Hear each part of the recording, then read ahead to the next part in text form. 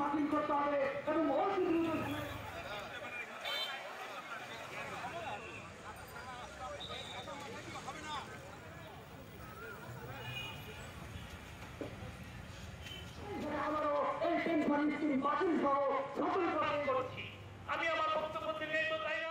আমি একটু বলবো যখন নাকি আসলে সর্বজনীন পেনশন স্কিম এটা কিন্তু আমাদের বর্তমান সরকারের তাদের নির্বাচনী ইশতেহারে ছিল, কিন্তু এটা যে আমার বেলায় করতে হবে সেটা আমি কখনো ভাবিনি।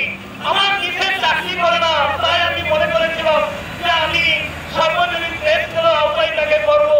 এখন দেখছি আমারই নিজে জায়গায় আমাকে ৭৫ বছরের পর মরেই যেতে হবে, আর বেঁচে থাকতে চাইলেও বেঁচে থাকা যাবে না।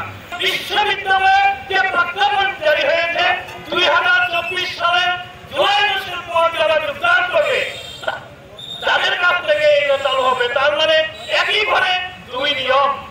বিশ্ববিদ্যালয় শিক্ষক জাতি ধ্বংসের দিকে যাবে।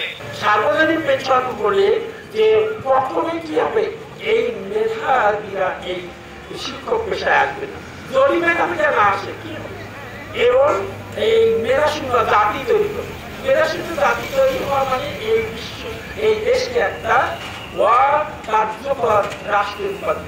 যদিও এটির নাম সার্বজনীন পেনশন স্কিম, বাস্তবে এটি বাংলাদেশের ইতিহাসে সবচাইতে বৈষম্যমূলক পেনশন স্কিম। এ ধরনের স্কিম অতীতে কখনো ছিল না, আমরা এটি হতে দিব না। এটি কারা করেছে? এই বাংলাদেশকে যারা শিক্ষা খাতকে ধ্বংস করতে চায়, মেধাশূন্য করে একটি আমরা নির্ভর বাংলাদেশ তৈরি করতে চায়। সুতরাং আমরা বলি যে অনতিবিলম্বে এটি বন্ধ করা হোক, এটি বাতিল করা হোক। কালো প্রজ্ঞাপন বাতিল করতে হবে, অন্যথায় আমরা দেশের সকল পাবলিক বিশ্ববিদ্যালয়ে একযোগে আমরা কঠোর কর্মসূচি দিয়ে বিশ্ববিদ্যালয়গুলো অচল করা সহ সব ধরনের কর্মসূচি নিতে বাধ্য হব।